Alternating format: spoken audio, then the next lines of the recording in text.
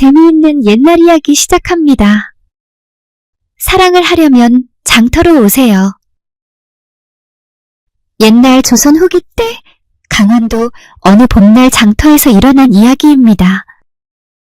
새벽부터 지게를 진 아낙네들이 나물 보따리를 이고 오고 장꾼들은 소달구지에 물건을 가득 실어오고 북적이는 장터에는 엿장수의 구수한 목소리며 아이들의 제잘되는 소리, 바구니를 이고 온 아낙네들, 그리고 집신과 한약재를 파는 상인들까지 5일마다 열리는 장터 분위기는 참으로 활기가 넘쳤지요. 그 넓은 장터 한 구석에는 허리가 굽은 할아버지가 때마다 자리 잡고 있었습니다. 이 할아버지는 말린 생선이나 갓 잡아올린 생선들을 팔고 있었지요. 젊어서는 힘께나 쓰던 장정이었지만 세월의 비바람에 머리카락은 백발이 되었습니다. 얼굴에 깊은 주름이 패인 그 할아버지 한쪽 편으로는 산나물을 파는 최할머니가 앉아 있었습니다.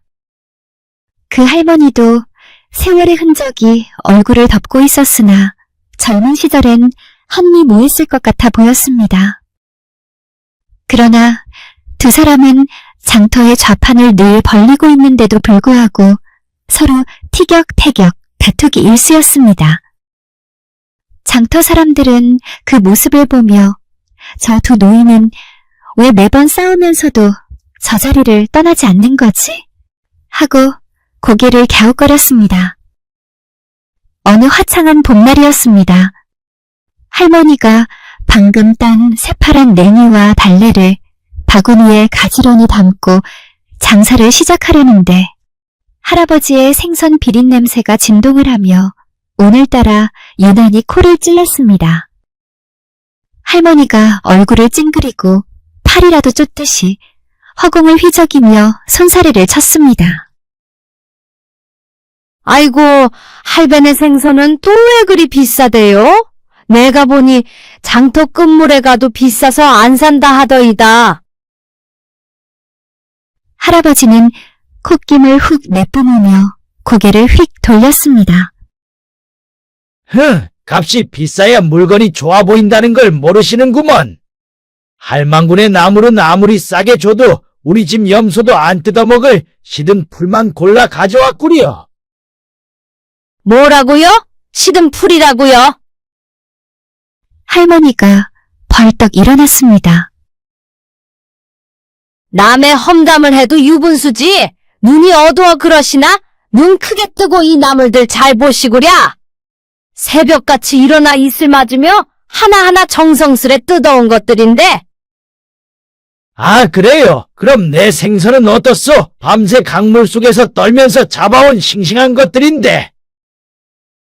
할아버지도 지지 않고 맞받아치자 주변에서 구경하던 장터 사람들이 킬킬대며 웃었습니다. 어머, 또 시작했네. 또 시작했어. 두 분은 정말 신기해. 장날 때마다 싸우면서도 꼭 나란히 앉아있으니 말이에요. 그러게 말이야. 저러다 정들면 어쩌려고 그러지? 이 말을 들은 두 노인은 얼굴이 발갛게 달아올라 손을 마구 내저었습니다. 어느 날이었습니다. 할아버지가 콩 한 저루를 옆에 두고 앉아 있었는데 갑자기 닭 한 마리가 어디에서 날아오더니 바구니 속 콩을 쪼아먹기 시작했지요. 에구머니나, 이놈의 닭이 남의 밥줄을 다 쪼아 먹네. 할아버지는 쫓아내려는데 닭은 이리 뛰고 저리 뛰어 방채 잡히지를 않자 최할머니가 얼른 달려와 치매폭을 펴더니 닭을 부둥켜 안아 날개 쪽지를 잡고는 척 건넸습니다. 에그머니, 영감님 닭 하나도 못 잡아서야 장정소리 어찌 들으시겠소? 할머니 말에 할아버지는 뒷머리만 긁었습니다. 또 어느 날은 주막 앞에서 술주정뱅이 영감들이 길을 막고 시비를 거는데 할아버지가 휘말려 넘어졌습니다. 허허, 이 영감탱이들 때문에 내 60이 넘어 이런 꼴을 당하네. 미처 일어나지도 못하고 투덜거리며 푸념을 하는데 최할머니가 나물 소쿠리를 내려놓으며 두 손을 내밀었지요. 이 영감님, 남자 체면에 뭔 술주정꾼들한테 밀려 넘어져요? 어서 일어나요. 일어나. 그 따뜻한 손길에 할아버지는 순간 마음이 두근거렸지만 애써 태어난 척 일어났습니다. 다음 날 장터 중앙에서는 윷놀이판이 벌어졌습니다. 동네 사람들 모여 구경하는데 마침 할아버지가 던진 윷이 최할머니 앞에 툭 떨어져 버린 것입니다. 어머나, 이 유짝이 왜 여기로 왔대? 할아버지가 주워오려 하니 최할머니가 먼저 집어들고 윷을 흔들며 농을 했습니다. 참말로 영감님 윷도 내 앞에 와 붙고 닭도 내 앞에 와 잡히고 오늘 영감님 운명은 내 치마폭 안에 들어온 게 아닌감요? 주위에 있던 구경꾼들이 와락 웃음을 터뜨렸습니다. 한여름 무더위가 기승을 부리던 날이었습니다. 장이 끝나자 사람들은 너나 없이 주막집으로 몰려들어 시원한 막걸리로 목을 축였지요. 할아버지도 어김없이 주막집 한 귀퉁이에 자리를 잡고 막걸리를 홀짝홀짝 마시고 있었는데 술기운이 돌자 목소리가 점점 커지기 시작했습니다. 허허, 다들 아시겠지만 이 나이 먹도록 고라비로 산다는 게 어디 쉬운 줄 아시오? 할아버지가 술잔을 들며 감회에 젖은 목소리로 말했습니다. 젊었을 적엔 말이오, 이 장터에서 제일 예쁘다는 아씨와 혼인 약속까지 했었다오. 주막집 사람들이 눈을 동그랗게 뜨며 놀라는 소리를 냈습니다. 어이구, 정말요? 그럼 왜 혼인을 안 하셨어요? 그 아씨는 어떻게 생긴 분이었는데요? 할아버지는 멀리 허공을 바라보며 말했습니다. 참 예쁜 분이었지요. 목소리도 종처럼 맑고 웃을 때는 복숭아꽃이 피는 것 같았어. 하지만 어찌된 일인지 혼인을 앞두고 갑자기 연락이 끊어져 버렸지요. 그때 구석진 자리에서 조용히 술을 마시던 할머니가 흘끗 미소를 지으며 말했습니다. 아유, 할아버지도 그런 큰 소리 치지 마세요. 내 젊은 날에도 나한테 선물을 주며 혼인 약속을 한 총각이 있었소이다. 할머니의 목소리에는 그리움이 배어 있었습니다. 허나 그 약속은 바람처럼 사라져버렸지요. 지금 생각해도 그는 참 다정한 사람이었는데. 늙어가는 두 노인이 한창 때를 추억하자 주막집이 잠시 잠잠해졌습니다. 두 노인은 그저 쓸쓸히 웃어넘기고 각자의 집으로 돌아갔습니다. 그런데 이상한 것은 그날 밤 두 사람 모두 잠을 이루지 못하고 상대방이 한 말을 곱씹었다는 것입니다. 꽃피는 춘삼월, 장터에는 유명한 풍물패가 찾아왔습니다. 꽹과리와 장구, 북소리가 하늘 높이 울려 퍼지자 장터는 온통 축제 분위기였지요. 풍물패의 꽹과리 자비가 큰 소리로 외쳤습니다. 자, 누가 나와서 꽹과리를 이어받아 치실 분 있어? 옛날에 풍물 좀 다뤄보신 어른들 나와보시오. 그러자 할아버지가 벌떡 일어나 손을 들었습니다. 내가 해보겠소. 젊은 날엔 마을에서 꽹과리 소리가 제일 좋다고 소문났었지요. 사람들이 박수를 치며 격려하는 가운데 할아버지가 꽹과리를 받아들었습니다. 하지만 문제는 처음 두어 번은 그럴듯하게 쳤는데 세 번째부터 장단이 엇나가기 시작한 것입니다. 할아버지는 당황해서 꽹과리를 마구 흔들었지만 장단은 점점 더 엉망이 되어갔습니다. 사람들이 웃음을 참느라 어깨를 들썩이는 모습을 본 할아버지는 얼굴이 빨개져서 꽹과리를 내려놓으려 하자 바로 그때 할머니가 쓱 일어나더니 할아버지에게서 꽹과리를 받아들었습니다. 챙챙! 챙챙챙! 맑고 경쾌한 꽹과리 소리가 장터에 울려 퍼졌습니다. 할머니는 장단을 척척 맞추더니 비록 구부정한 허리였지만 유연한 몸놀림으로 춤을 추기 시작했지요. 소리에 맞춰 치맛자락이 바람에 휘날리며 거칠어진 손이지만 날렵한 손짓 발짓이 마치 기생 같았지요. 와 하며 장터가 떠나갈 듯한 박수 소리가 터졌습니다. 할머니, 정말 대단하세요. 어디서 그렇게 풍물을 배우셨어요? 젊은 사람들보다 훨씬 잘 추시네. 할아버지는 머쓱해져 말했습니다. 허허, 젊은 날 한때는 나도 꽹과리 좀 쳤던 사람이었는데 이젠 손목이 굳어서 영 안 되는구려. 할머니가 꽹과리를 내려놓으며 할아버지를 보고 말했습니다.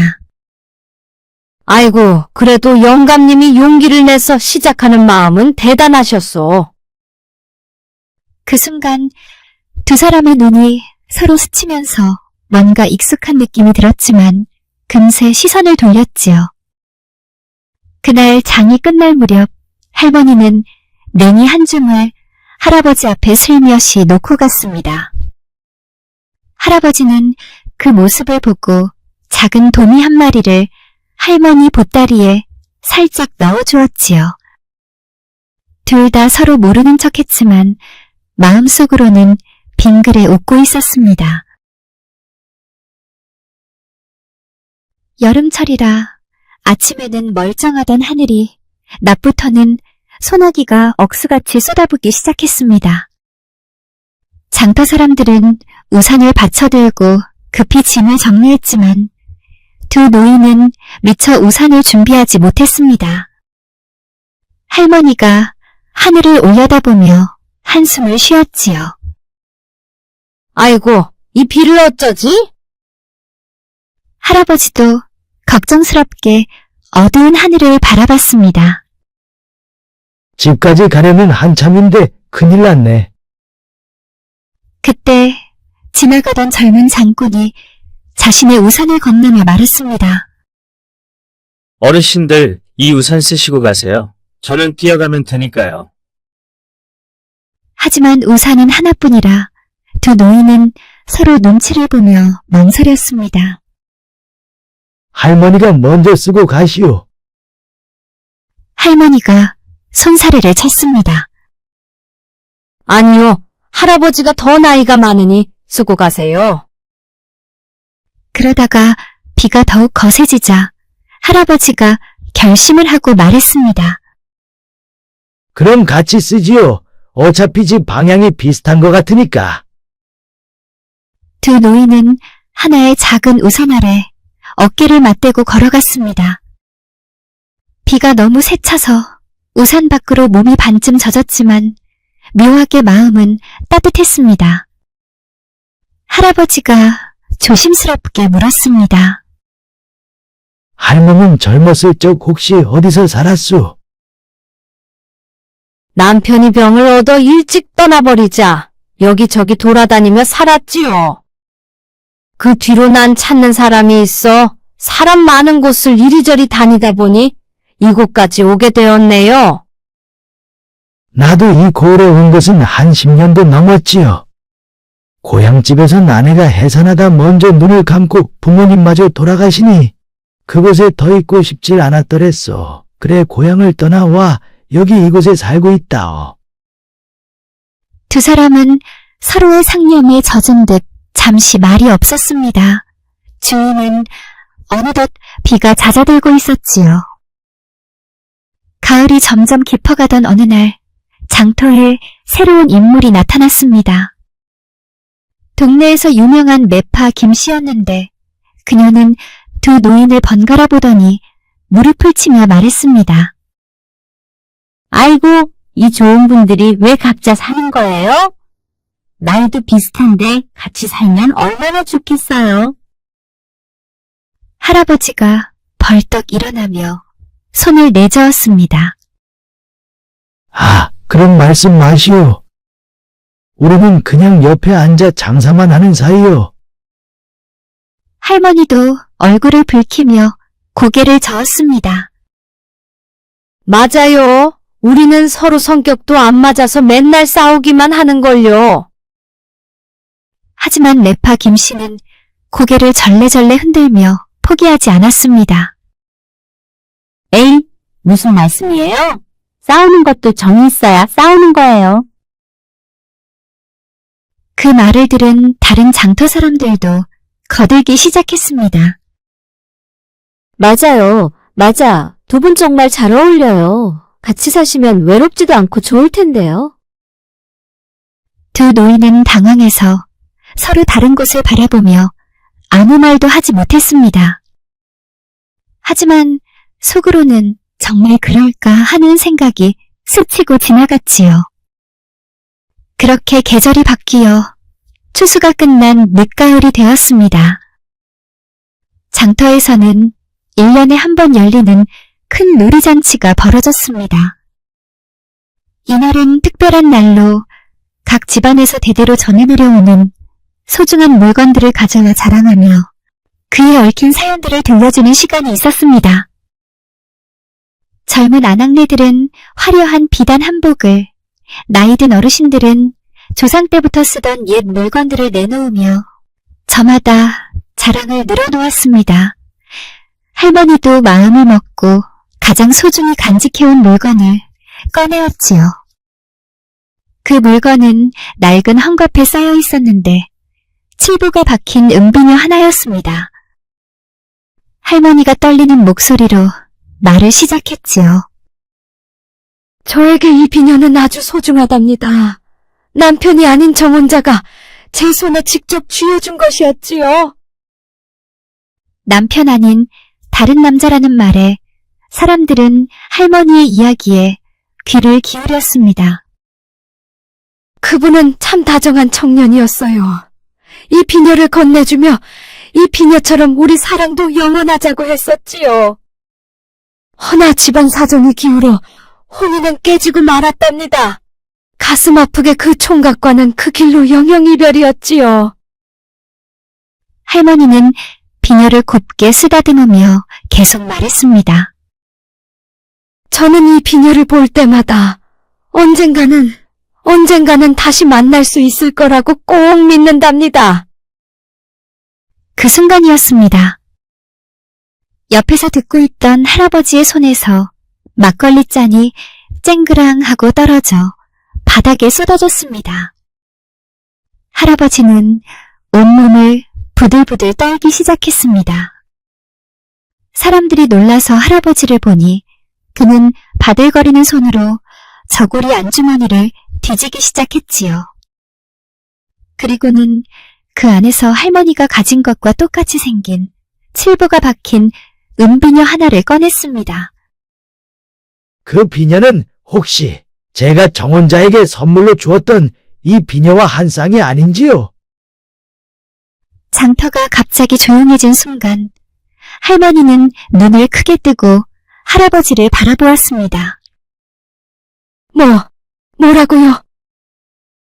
할머니가 할아버지를 뚫어지라 보더니 순간 손으로 입을 틀어막으며 비명 지르듯 말했습니다.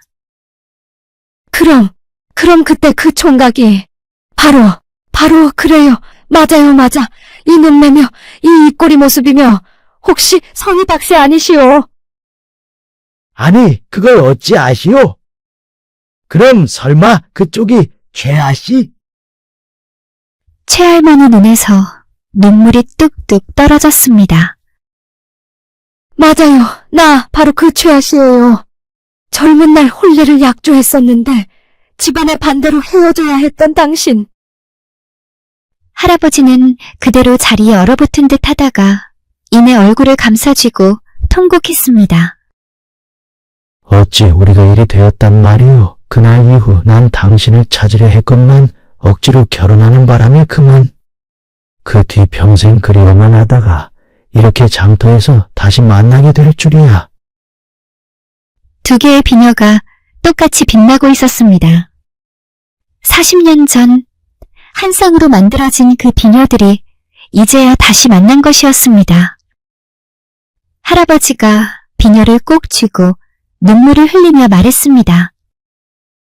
복순아, 내 복순이 맞구나. 자꾸 그럴 리가 없다면서도 너를 볼 때마다 어딘가 느낌이 달랐었지. 할머니도 고개를 끄덕이며 눈물을 쏟았습니다.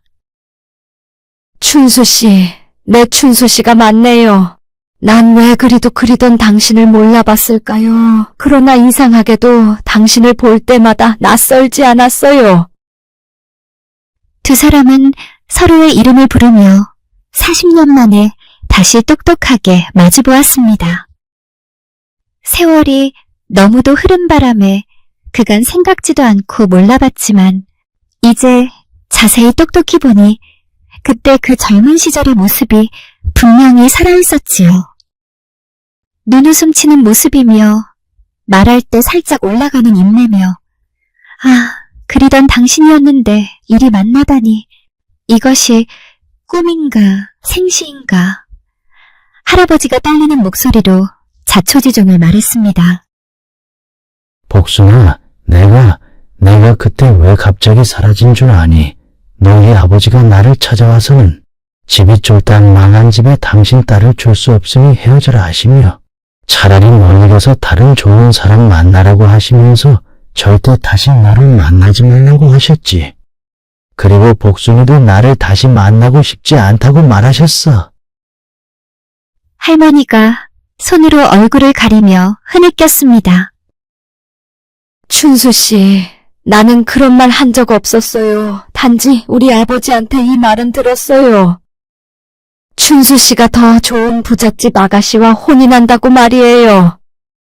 그래서 나는 춘수씨가 이제 내가 싫어졌나 보구나 하고 생각하고 아버지가 정해주는 대로 어쩔 수 없이 다른 곳에 시집을 갔지요. 뭐라고? 그럼 우리 둘 다 오해를 하고 있었단 말인가? 두 사람은 서로를 바라보며 허탈하게 웃었습니다. 40년 동안 서로를 그리워하며 살아온 것이 모두 오해였다는 것을 깨달은 순간이었습니다. 할아버지가 할머니의 손을 꼭 잡으며 말했습니다. 복순아, 나는 너를 떠난 후로 한 번도 잊은 적 없이 이때껏 살아왔지. 그동안 이 비녀를 꼭 품고 다니며 언젠가는 너를 다시 만날 거라고 믿고 살았단다. 할머니도 고개를 끄덕였습니다. 나도 그랬어요. 이 비녀 하나 붙들고 젊은 날의 춘수씨를 가슴에 묻고 평생을 살아왔어요. 그제야 모든 것이 명확해졌습니다.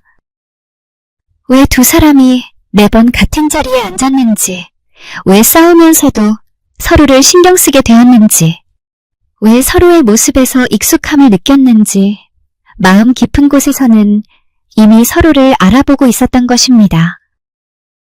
장터는 순식간에 사랑의 분위기가 흘러넘쳤지요. 아이고, 이게 바로 하늘이 맺어준 인연이지. 두 분 원래 한 쌍이었구만요. 세상 끝까지 가도 진정한 사랑은 꼭 다시 만나지요. 사람들은 박수를 치며 두 노인을 축하했습니다. 매파 김씨는 무릎을 치며 말했습니다. 아이고, 내가 보는 눈이 있다니까. 처음부터 두 분이 천생연분인 줄 알았어. 이듬해 봄, 마을 사람들은 장터 한가운데 잔치상을 차려놓고 두 노인의 늦은 혼례를 치러주었습니다. 60이 넘은 신랑 신부는 젊은 사람들보다 더 수줍어하고 설레었습니다. 할머니는 40년 전 받았던 그 비녀를 머리에 꽂고 할아버지는 자신이 간직했던 비녀를 또 선물했습니다. 이제 이 비녀들이 영영 헤어지지 않을 거예요. 할머니가 미소를 지었습니다. 그래요. 우리처럼 말이지요. 두 노인은 젊은 날 서로의 약혼자였으나 억지로 다른 배필과 살다 사별을 하고 서로의 고향도 떠나버린 탓에 수십 년 세월을 흘려보냈습니다. 강산이 수십 번 변하는 세월 속에서 변한 모습은 몇 번을 마주쳐도 단박에 알아볼 수 없었지요. 허나 눈매와 말투, 작은 습관이 결국 옛 기억을 끌어내어 남은 세월을 서로 의지하게 되었습니다. 사람들은 두 노인을 장터의 노부부라 부르며 평생 늦게 다시 이어진 사랑에 감탄하곤 했습니다.